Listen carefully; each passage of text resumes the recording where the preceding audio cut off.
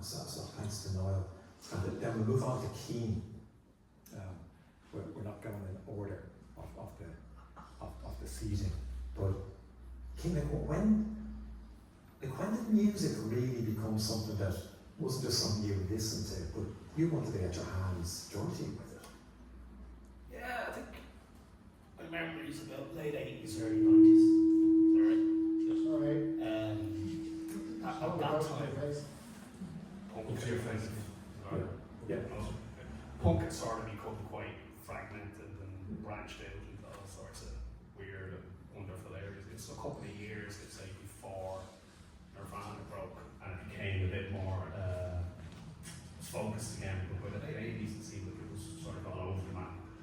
But one of the things that the kids were a couple of years older than me in school went to what they called the crossover bands. I don't know if people remember it or not, but they were kind of punk or hardcore bands that formed in the earlier part of the decade, and then as punk fell out of favour with listeners, they kind of started to incorporate other elements into their music, trashier, skate punks and stuff. So you could talk about bands like Chrome Eyes or DRI or Suicide Tendencies are very popular at the time. So you'd see these names written on the backs of those yellow satchel school bags that everyone seemed to have walking around.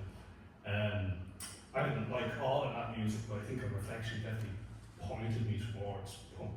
And it was two kind of albums in particular that I remember connecting with. One was Motorhead's 1916 and the other one was Ramones' Brain Driven. I think they came out, I'm going to say within a year or another, but you're talking late 80s, very early 90s. And it's weird because if you look at the image that Ramones had at the time, Joey had sort of grown his hair out and taken to wearing these skinny Tony leather trousers, runner boots, and weird black leather gloves. So to you initiate, you kind of looked a bit like a trash band almost. And Motorhead, of course, looked almost exactly the same in 1990. And of course, they had that Ramones song on the Motorhead album, to sort of homage to the group. So as far as I was concerned, these two bands must be sort of joined at the hip, like not really a punk bands or what their background was or anything like that. Because the only exposure to punk around that time had been an exploited record that someone passed on to me, which I didn't get at all. I thought it was a bit kind of tabloidy or sensationalist or something. So I couldn't kind of reconcile that with what I was hearing on the Ramones records. Seemed like two different worlds completely. But you kind of learn, I think, early on that there's all these different strands to punk, that some of it you're going to connect with, and other stuff is going to just remain alien to you. But I think that's one of the kind of great strengths of it, you know, it can't be defined and it can't be boxed in. And I think John Locke kind of spoke about this a little bit last week. But in some ways, when you think about it, maybe that's what's kept it going all the years, this sort of ability to reinvent itself every 10 years or so. When other youth cultures or subcultures seem to have sort of faded away, punk is still going. And you see it right up to the modern period with the kneecap stuff and all that. So. And in terms, like Niall, where did you like music, but where did you come across this idea that you can put out your own magazine or that people do that? Where did you I can't ask by accident really. There was a chap knocking about Dublin at the time who was putting out fanzines, a fellow by the name of Tony Feeney. Since disappeared off the face of the planet. He was knocking around for a bit, and his thing was that I'll put out a fanzine and I don't really necessarily have to write a lot of bands in it, and I'll get other people to interview the bands. And one of the bands that was coming to Dublin at the time was Snuff. They were kind of like a punk, mod, oi, crossover sort of stuff. So we said, would you be interested in going down and interviewing them? I'll set up for you, just do the questions, and I'll print in the fanzines. So we've done that. It never came out that I'm aware of. I've never seen a copy of it. You should be the number of occasions I've did, but I've never seen it. But by that point, I was working off in the States for a little bit, and I just continued interviewing bands while I was over there. It seemed like the thing to do. It was a good scene going on. I was in Boston, getting into the late 90s, and came back after about a year with just all this stuff, interviews, cassette tapes, recordings of them, records, fanzines, flyers, usual stuff. And it became apparent then that I couldn't sort of submit this to another fanzine, so I said, well, that would go put me on now. I think I took about 6 months off work, and the first one came out then in summer 2000. And can you remember who was in that? Or? Yeah, all the interviews I think were done in the States. Business were in it. Just kind of swing others were a band, late 90s band. A whole bunch of other stuff. I can't remember. Yeah, 25 years ago. but you didn't have a fanzine, but you're in the States and you're interviewing bands. Like, what were you saying to them? Like, can I interview you? Like, you start off by kind of copying questions from other fanzines, don't you? You know, how's the tour going or whatever. It takes a couple of issues to get it up to a standard where it's, you know, it stands up to scrutiny and all that sort of stuff. I wasn't doing much research. They were fairly, you know, thinking of the questions as you go along, the cassette recorder was running in the background, so there's that kind of stuff. Okay, so you weren't doing much research then, but if anyone has seen any of the latest issues, you know, of the last few years, the research is intense and it's scrupulous, and you're asking bands questions that some of them have never been asked before because you're thoroughly researched. So where did it evolve from this would be kind of cool to actually I've got an opportunity to talk to bands that I like? Yeah. Well, it's interesting. I'm reading the Nosebleed anthology that's come out there recently. It's gone back to all the old issues. But that was the first Irish fanzine I think that I've seen.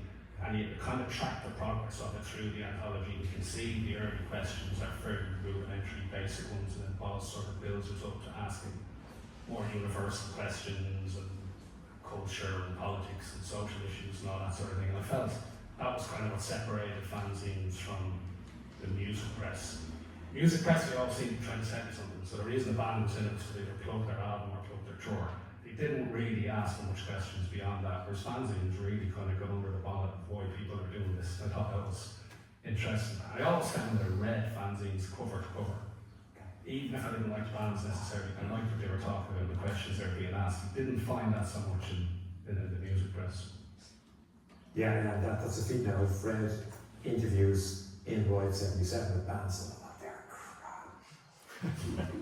crap. No interest, don't want to know anything about the worldview, and then but really like the other three interviews that I've just gone to, and then I learned, like I've actually opened my mind to some bands that I kind of had put in a box before.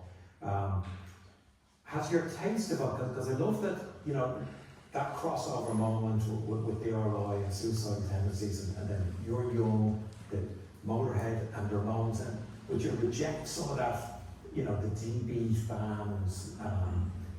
Like, has your taste evolved because you're thinking, if I'm going to interview them, I'm going to have to study them. So where is your taste now compared to when you started? Yeah, I think it has changed, but I suppose I try and look for something now in bands a bit more than music. In the beginning, you like a band, you like the music, that's enough. But I kind of learned the hard way that sometimes bands don't have a whole lot to say beyond what's on the record, and that's it, you know. So I seem to be drawn now to people that maybe I might really agree with 100%, but I think it'll make a good interview. Case in point, in the new ones coming out in June, I interviewed, you know, Paul Burgess, something from Roofrex. And if anyone doesn't know them, they were sort of a Shankill Road, Belfast, loyalist band. But they tried to sort of present what Paul does in his book, a more liberal or progressive side to Ulster loyalism, which is a very hard sell. So we kind of go at it in the interview back and forth on that. It's not really about music at all, it's really about politics in the north and the tracking the history from the before the Good Friday period up to the kind of current day and all that. He also lives in Cork, as you know, for the last 30 years, which puts another whole spin on his loyalism. So, yeah. And are there any interviews where, are you doing them over the phone, over the computer, or are you sending questions?